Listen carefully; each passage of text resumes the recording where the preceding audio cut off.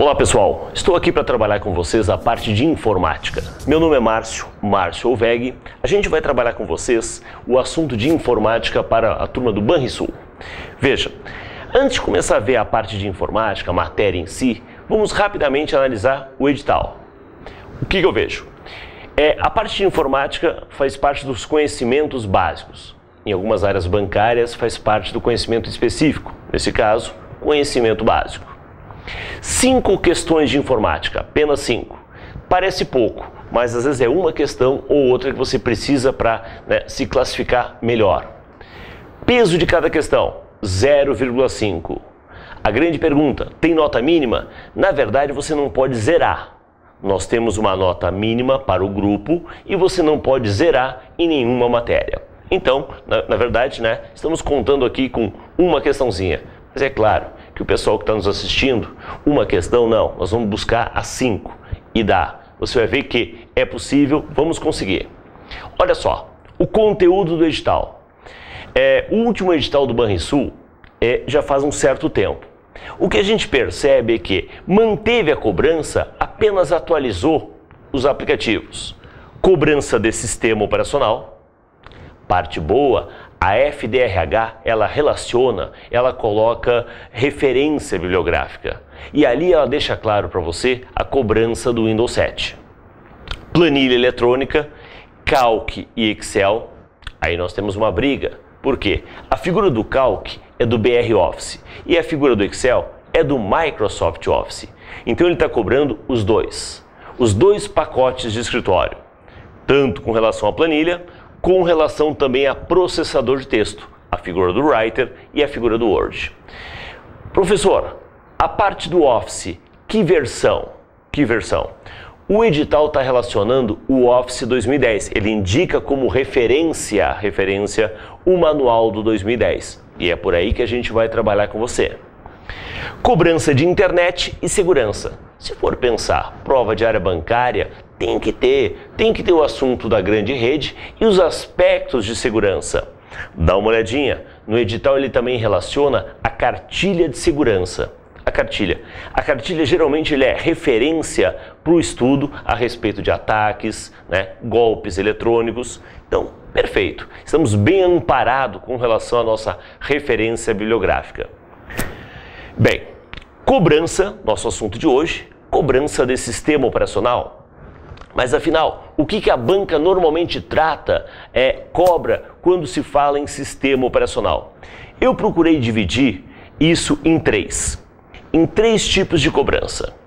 A cobrança da finalidade, a cobrança da estrutura ou a cobrança de alguns recursos, ferramentas. Pode parecer bobagem, mas a cobrança de finalidade tem algumas pegadinhas, tem algumas armadilhas. Você sabe que, com relação à finalidade, o Windows, estamos falando do Windows 7, independente de qual versão, o sistema operacional é considerado um software base. Eu destacaria para você essa frase, é um software base. Por quê? Já tivemos outros concursos onde a armadilha da questão é tratar ele como aplicativo. Amigão, na parte de software, a gente divide. Aplicativo produz algo, atende a uma tarefa específica.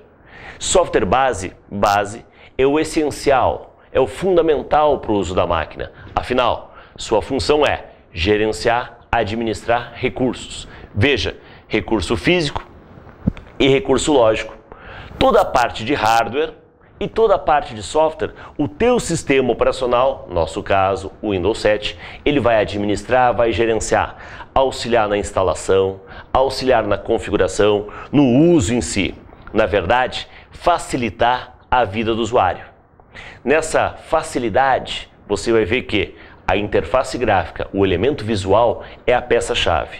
O Windows trouxe esse facilitador para nós. Então, o elemento gráfico, o elemento visual. Legal. Finalidade, feito. Era isso. Com relação à estrutura, apresento uma telinha básica do nosso Windows 7. Lembrando sempre, cara de Windows 7. Professor, eu tenho Windows 8. Muda. Professor, eu já atualizei para o Windows 10. Muda. o ambiente visual, a interface gráfica, muitas vezes de versão para versão tem mudado bastante. E aí o nosso foco é estudar com base no Windows 7. Por quê? A referência bibliográfica relacionou para mim. Então, essa é um cuidado que a gente tem que ter. Bem, vamos ver. A tela. O que eu poderia falar dessa tela? Nós visualizamos aqui a chamada área de trabalho ou área de desktop, né? É a parte central da tela, é a parte principal. Pelo amor de Deus, não vai confundir a área de trabalho com área de transferência. São duas coisas bem diferentes. O que vem a ser área de transferência? Quando você vai copiar um elemento, e nós vamos ver isso, toda a parte de manipulação de arquivos. Quando você copia um elemento e quer jogar para um outro lugar, esse momento intermediário, né? Essa fatia de memória para onde você copiou e ainda você não colou, é a tal de área de transferência. A área de trabalho é a nossa tela. E o que eu encontro nessa área de trabalho? Veja, ícones, atalhos, pastas, janelas. Veja, há uma diferencinha conceitual entre o que é um ícone natural e o que é um atalho. Marca registrada. Atalho tem uma flecha no pé. O atalho é apenas uma chamada ao objeto.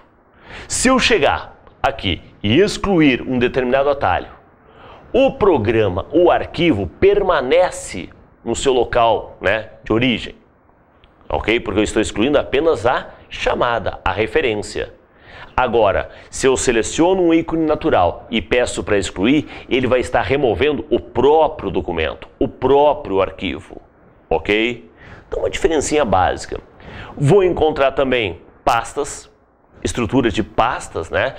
O antigo diretório, né? Já há um bom tempo chamado de pasta, uma forma de organizar. Você vai ver o seguinte, essa parte de janelas eu vou segurar um pouquinho mais. A gente já vai comentar o que são janelas, né? Qual é a estrutura, mas só para lembrar vocês que o sistema operacional Windows, ele é multitarefa. E como ele é multitarefa, você pode simultaneamente abrir o Word, abrir o Excel, abrir o PowerPoint, abrir o Calc, abrir o Writer, abrir vários aplicativos. Esses aplicativos vão ser abertos em janelas distintas. E você vai poder organizar essas janelas, minimizar, maximizar, mas a gente vai falar um pouco disso logo a seguir. Por enquanto, só entender que na tua área de trabalho, você visualiza, você enxerga justamente, né, ícones de programas, de documentos, de arquivos que você tem na máquina, atalhos. E lembrando que o atalho, ele pode fazer uma referência de um arquivo de um pendrive, de um arquivo de uma rede, né? O arquivo não tem que estar necessariamente no teu computador. Eu faço um atalho para facilitar o acesso daquele arquivo de rede que está lá escondido, lá na pasta tal. Facilito ele, colocando ele aqui na forma de atalho. Ok? Bem, então, o que mais? Os gadgets. Os gadgets são o quê? São mini aplicativos, mini ferramentas. Muitas vezes são uns enfeites, né? Enfeites que o Windows 7 oferece para nós. Calendário, relógio, previsão do tempo. Muitas vezes, em comunicação com a internet, atualizar os chamados feeds, que são pequenas notícias, pequenas informações, que eu não preciso estar com o meu navegador, meu browser, né, ativo. Não, ele já me apresenta essa notícia direto na área de trabalho. Então, são os gadgets. Ok? Que mais? Barra de tarefas. Você sabe que a barra de tarefas, tradicionalmente, ela aparece cá embaixo. Mas eu posso jogá-la para cima, eu posso jogá-la para a direita, para a esquerda. Sabe aquele seu netbook, tá? Aquele teu portátil, onde a tela é mais larga do que alta, uma tela widescreen? E aí falta um espacinho embaixo. Se eu pegar essa barra de tarefas e jogar para o lado, fica melhor.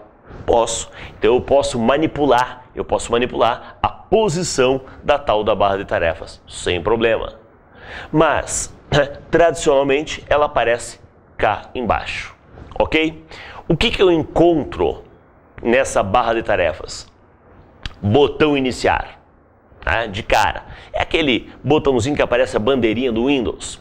Esse botão iniciar é a porta de acesso, né, para uma caixa que vai aparecer, onde vai aparecer os meus programas, para o acesso aos programas que eu tenho instalado, para as ferramentas que eu tenho do meu sistema operacional. Botão iniciar. Você vai ver que uma das apostas que a gente faz com relação à FDRH e várias outras bancas é o fato da cobrança de tecla de atalho. Tecla de atalho é um mal necessário. Infelizmente, o aluno não gosta muito. Eu, particularmente, eu costumo classificar as teclas de atalho em 3 grupos. O aluno geralmente me procura, né? Professor, tem alguma dica que o senhor possa me dar para eu decorar, para eu lembrar, para eu guardar as teclas de atalho? Tem alguma regrinha? Não, regra não, mas tem umas dicas. Dica porque não vai valer para tudo que é caso, mas vai ajudar você a lembrar de alguns. Eu costumo classificar as teclas de atalho em aquelas que seguem as dicas, seguem as orientações, as teclas de atalho universais e as teclas de atalho do além. Por que do além? Porque não tem dica, não tem macete, não tem inicial, meu amigo, ou tu sabe ou não sabe. A exemplo, o iniciar. Você vem e clica aqui, né? Clica aqui no botão iniciar, mas tem uma tecla de atalho que você pode ativar. Qual que é? Ctrl ESC. Tudo bem, tem alguns teclados que tem a bandeirinha do Windows, pode ser também, tá? Mas Ctrl ESC ativa essa nossa caixa do iniciar, ok? Que mais? Área de inicialização rápida.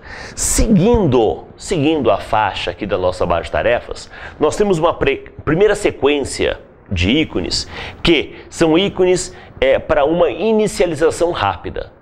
Por exemplo, se eu vier aqui no atalho, na área de trabalho, e quiser executar o Internet Explorer, clique duplo.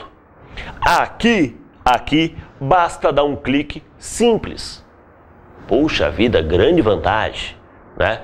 Independente de ser útil ou não, entenda, é uma cobrança de prova. Quer ver? Você já veio aqui na área de inicialização rápida e acostumado com o clique duplo, você veio e deu 2 cliques, rapidinho. O que aconteceu? Pô, que saco! Abriu 2 janelas do Internet Explorer. Ah, mas eu queria só uma. Vai lá, fecha uma e trabalha com a outra. Mas veja, né? Por uma questão de descuido, porque aqui basta um clique. Área de inicialização rápida. Posso configurar, posso trazer alguns programas que eu vou relacionar aqui. Ok? Na sequência, uma seção intermediária. Lembra que eu comentei alguns minutinhos atrás que o teu Windows é multitarefa? Multitarefa quer dizer que abre várias coisas ao mesmo tempo.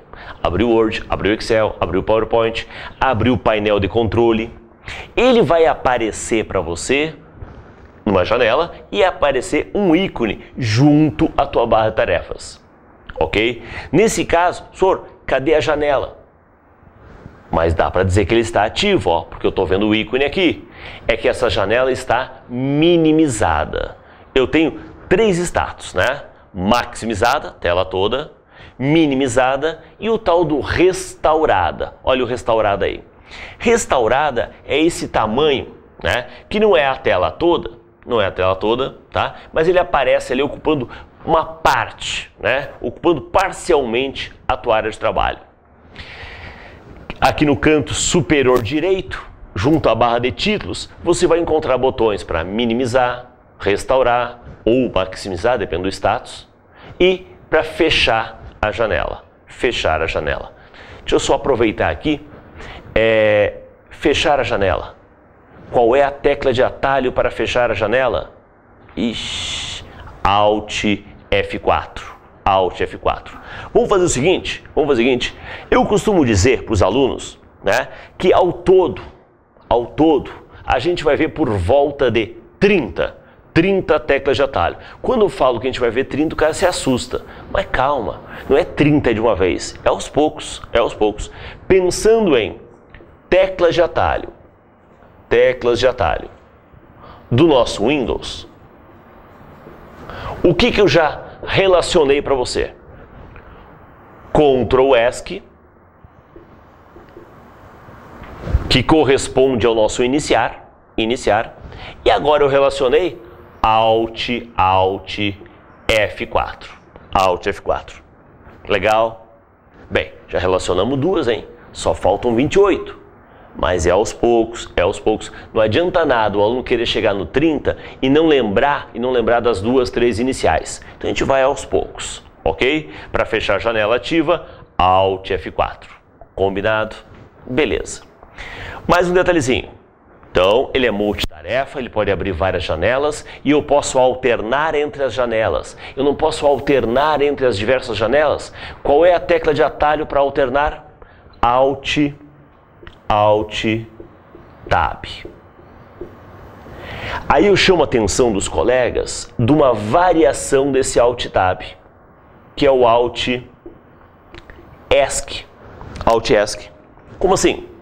É que, na verdade, o Alt Tab vai aparecer aquela janelinha e a cada tab que eu dou, ele vai mudando de uma para outra, de uma para outra, de uma para outra, de uma para outra. Legal. Te dá a chance de você escolher para onde você quer ir. O Alt ESC, ele alterna na ordem que eles foram abertos. E pior, sabe como é que é em prova? Exatamente essa frase. Anota aí. Alt ESC alterna na ordem que eles foram abertos. Alt Tab dá a chance de você escolher para onde você quer ir. Mas o Alt ESC é na ordem. Ele força aquela ordem. Abriu Word, abriu Excel, abriu Windows Explorer.